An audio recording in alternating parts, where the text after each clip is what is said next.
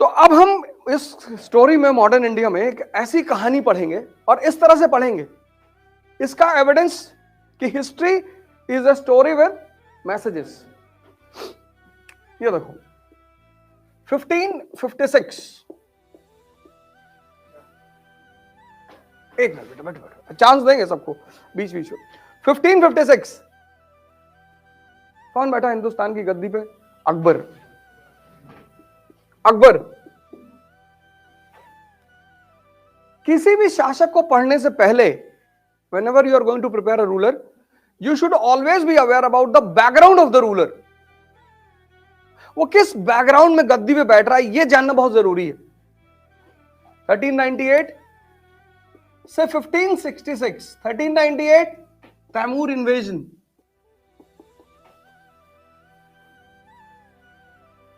1398 से 1556 कितने साल? 158, 158 साल। भारत में सेंट्रल पावर एब्सेंट। समय समय पर लोग आते रहे। तैमूर के जाने के बाद सैयद वंश आया, सैयद डायनेस्टी, फिर लोधी डायनेस्टी, काफी अच्छे एरिया को लोधियों ने संभाला। फिर अंतिम लोधी शासक इब्राहिम लोधी, 1526 पानीपत के युद्ध में उसकी पराजय हुई, मुगल साम्राज्य की शुरुआत हुई। लेकिन इससे पहले कि मुगल स्थापित होते 1530 में बाबर मर गया और 1540 में हुमायूं को भागना पड़ा।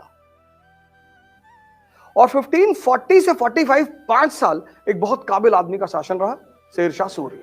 उसके बाद उसका भी कोई योग्य उत्तराधिकारी नहीं हुआ। और इस तरह से 1398 से 1556 हर जगह एनार्की,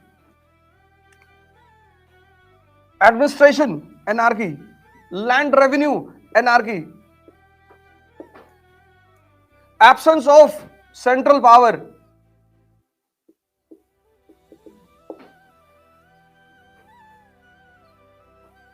डिसयूनिटी, एकता का अभाव। अब ये चैलेंजेस थी इस आदमी के सामने, अकबर के सामने। ये सारी चुनौतियां थी, चैलेंजेस, और इतने प्यार से उसने इन सारे चैलेंजेस को हैंडल किया। Administration based on check and balance, पूरे प्रशासन का एक जबरदस्त संरचना तैयार की। चेक एंड बैलेंस, वजीर सेनापति दोनों एक दूसरे पे चेक एंड बैलेंस रखेंगे। डिसयूनिटी, चारों तरफ अराजकता, तौहीद इलाही, जिसे बाद में कहा गया दीन इलाही, दीन इलाही। लैंड रेवेन्यू, आईने दहशाला, जिसको हम आज तक फॉलो करते हैं, आज तक। ये 10 साल का रेवेन्यू सिस्टम नहीं था, 10 साल बाद इसमें रिफॉर्म किया जाता था, इसलिए इसको कहा जाता था आईने दहशाला। Absence of central power, ally की है इसने, राजपूत पॉलिसी, लोकल ताकतवर लोगों को अपना दोस्त बनाया और एक पावरफुल मुगल साम्राज्य की स्थापना की हर फ्रंट। ये तो मैंने 4 एग्जांपल दिया आपको। P is equal to P, policy depends upon priority, ये फॉर्मूला है। और जब भी कोई रूलर इस फॉर्मूले को तोड़ता है, जब भी कोई व्यक्ति इस फॉर्मूले को तोड़ता है अपनी पर्सनल लाइफ में, तो उसकी जिंदगी खत्म। और जब भी कोई रूलर इस फॉर्मूले को तोड़ता है शासक के रूप में, उसका शासन खत्म। Policy should depend upon priority. ऐसा आपका जीवन है, आप एक प्रायोरिटी सेट करो अपनी कि पहला काम क्या कर ले, पहला कौन सा काम करें जिससे बाकी सारे काम अपने आप हो जाएं। करना सब है, और तेजी से बोले यस सर। तमन्ना के साथ ताकत रखनी पड़ेगी, दोनों एक साथ रहती है, अकेले कभी नहीं रहती, तमन्ना और ताकत। तमन्ना तो रिक्शे वाले के पास भी है, ताकत पैदा करनी पड़ेगी। किसी भी शासक को महान बन गया, हिस्ट्री इसको महान कहती कि यार इतनी अराजकता के बाद, after the anarchy of 158 years, this man comes to power and this man establishes every front. 49 years, 49 साल लगे एक पावरफुल मुगल साम्राज्य की स्थापना में। इसी के साथ हिस्ट्री में एक और आदमी है, इसी के वंश का, औरंगजेब। इस आदमी को अपनी प्रायोरिटीज नहीं पता थी। सही और गलत की बात ही नहीं है। हिस्ट्री को दो तरह से पढ़ाया जाता है, एक आम आदमी के लिए। History is a subject where books are written for two people, one is for common people, one is for aristocracy. History किताबें दो वर्ग के लिए लिखी जाती हैं, एक शाही वर्ग के लिए लिखी जाती हैं। शाही वर्ग क्योंकि एविडेंस मांगेगा ना, तुम इसको गाली दोगे वो एविडेंस मांगेगा। इसने 51 ईयर शासन किया, सारी चुनौतियों के बाद सबसे बड़ा साम्राज्य जिसका रहा, ये इसकी उपलब्धि है। इतनी चुनौतियां, सारे फ्रंट पे चुनौतियां। एक विद्रोह का सामना नहीं कर रहा था, multiple revolt, Sikh revolt, Jat revolt, Maratha revolt, Bundela revolt, अफगानी रिवोल्ट, चारों तरफ रिवोल्ट। 22 साल दक्कन में बैठा हुआ है, डेक्कन, महाराष्ट्र, लेकिन इसके साम्राज्य पर कोई असर नहीं पड़ा। यह इसकी उपलब्धि है। तो you preparing for bureaucracy, if you see him as a Hindu, you will miss his achievements. If you see him as a Musalman, you will miss his mistakes. अगर तुमने इसे मुसलमान की तरह देखा तो इसकी जो गलतियां हैं वो तुम निगलेक्ट कर दोगे, और अगर तुमने इसे हिंदू की तरह देखा तो इसकी जो अचीवमेंट है वो तुम मिस कर दोगे, और दोनों इंपॉर्टेंट है। शायद ये अपने समय को समझ नहीं सका। समय को समझना कभी कभी आप नहीं समझते हो, लेकिन आप इतने समझदार होते हो कि आप अपने साथ समझदार लोगों को रख लेते हो। अकबर को देखो, 9 रत्न है उसके पास, 9 ज्वेल्स, और एक से एक। अगर आप नहीं सोच पाते हो बहुत ज्यादा अच्छा, तो बहुत समझदार लोगों को अपने साथ रखो।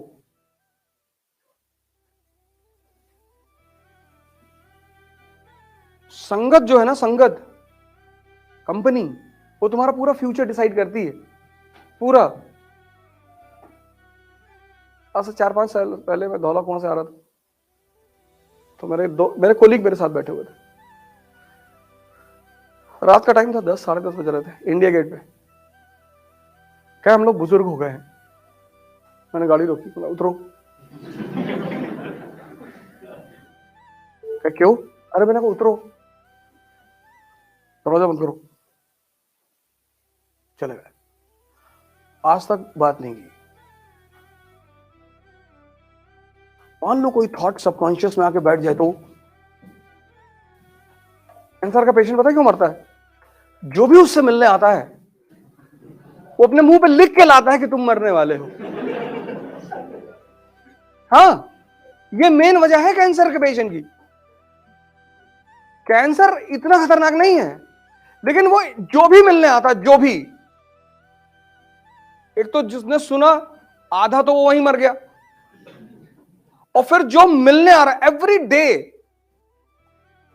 और अगर तुम लगातार सोचते रहो, जैसे आज हार्ट अटैक का एक और फॉर्मूला आया है कि लोग बहुत कॉशियस हो जाते हैं। जैसे फेसबुक यूट्यूब पे बड़े सारे बात है ना कि हार्ट अटैक के सिम्टम, और जब तुम किसी बीमारी के सिम्टम पढ़ते हो तो तुम्हें लगता है कि तुम्हारे अंदर है। पढ़ लिया सिम्टम, और सिम्टम डीप सबकॉन्शियस में चला गया, थॉट मजबूत हो गई रात में कि लेफ्ट हाफ में दर्द हो रहा है, सीने तक आ रहा है, निकल गए। जो भी बोलेंगे हम, जो भी हिस्ट्री। अब ये देखो, 2 मैसेज है कि एक आदमी, this person understands the priority in spite of the typical background, he succeeds in establishing a powerful Mughal empire. This person fails to understand the priority. ये आदमी समझ नहीं पाता, ना तो ये समझता है और ना ये किसी की सुनता है। ये समझता भी है और सुनता भी है।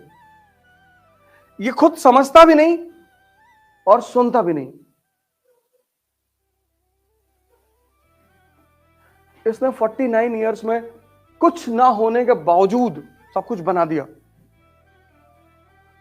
और इसने 51 इयर्स में सब कुछ होते हुए हिला दिया। मिटाया नहीं, मिटाया इसके बाद के लोगों ने, हिला दिया था इसने। सारे खंभे पकड़ पकड़ के हिला दिए, हिल रहे। तो इसके बाद जो लोग आए वो हल्का सा मारो गिर गया। उनको लेटर मुगल्स कहते हैं। अच्छा किया उसने, कहा यार अब मैं क्या करूं, मेरे पास तो कुछ बनाने को तो है नहीं, तो मैं हिला ही देता हूं। तो शायद इसको वाला फॉर्मूला याद रहा होगा, पूत कपूत तो का धन संचय पूत सपूत। तो अगर अच्छे सक्सेसर होंगे तो बना ही ले जाएंगे, और मिटाना होगा तो मिट ही जाएगा। कुछ तो किया इसने। यह है हिस्ट्री। स्टोरी विद, मतलब अगर कोई चैप्टर, अगर तुम वर्ल्ड वॉर पढ़ रहे हो, फर्स्ट वर्ल्ड वॉर, तो कहानी है और उसके मैसेज निकालने हैं। क्यों हुआ,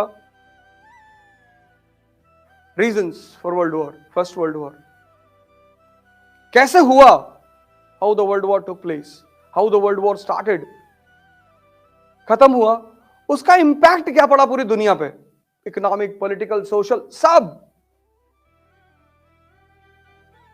फिर तुम्हें समझ में आएगा कि यार वॉर होते कैसे हैं। पढ़ना नहीं है, पढ़ तो तुम चुके ही हो। ग्रेजुएशन मतलब तुम्हारी एलिजिबिलिटी है, तुम पढ़ चुके हो।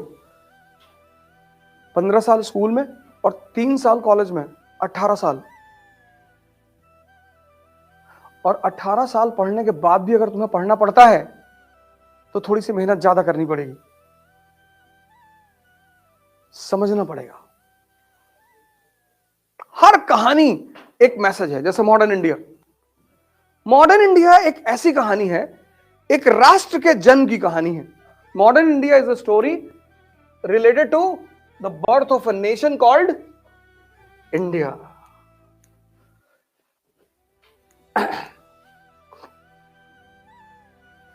ये बात समझ में आई?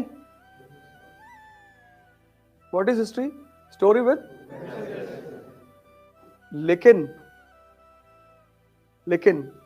what is the main thing of this messages? Evidences. बिना एविडेंस कुछ भी नहीं बोलोगे। कहते ना मेंस में नंबर नहीं मिल रहे हैं, कुछ भी यार चले आ तो लिख के, कुछ भी जैसे बोलते हो वैसे लिखोगे भी तो,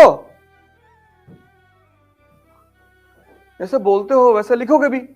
जैसे तुम अगर ठाकरे मूवी देखो तो उसमें बाल ठाकरे लॉजिक का सहारा लेता है, एविडेंस का सहारा नहीं लेता। वो जो वकील के साथ बहस होती है, कहता आपको कैसे पता अयोध्या में रामलला पैदा हुए? कहते बाबर कहां पैदा हुआ? बोलते फरगाना में। तो फरगाना में से यहां क्यों आया? अगर तुम उस पूरी सीन को देखो तो उस पूरी सीन में बाल ठाकरे ने सिर्फ लॉजिक का सहारा लिया, एविडेंस उनके पास कुछ भी नहीं है। दोनों में बहुत डिफरेंस है। कभी कभी तुम लॉजिक देते हो, तुमको लगता है कि बहुत सही जा रहे हो, नहीं सर, जुडिशरी और ब्यूरोक्रेसी लॉजिक को मानती ही नहीं, एविडेंस। अगर लॉजिक पे मुकदमे लड़े जाते ना तो बड़े सारे वकील बिना एविडेंस के ही फांसी चढ़वा देते कि सर जिस वक्त हत्या हुई ये घर में बैठ के हंस रहा था, इसके मरने से चूंकि इसको फायदा हो रहा था।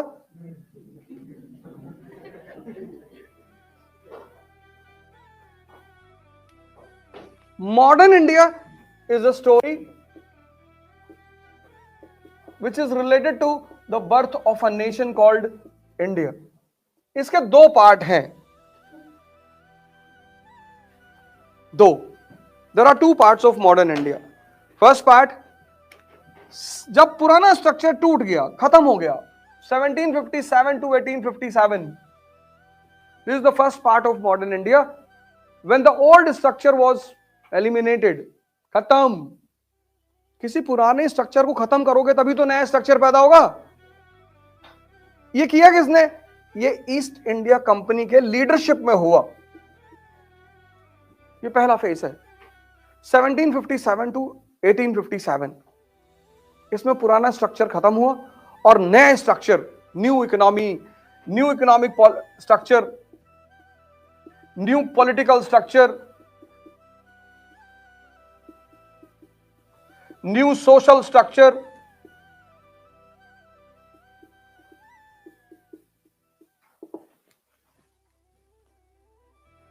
New educational structure.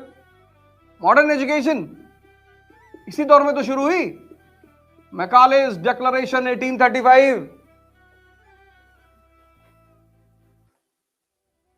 यहां सारी पुरानी संरचनाएं टूट गई।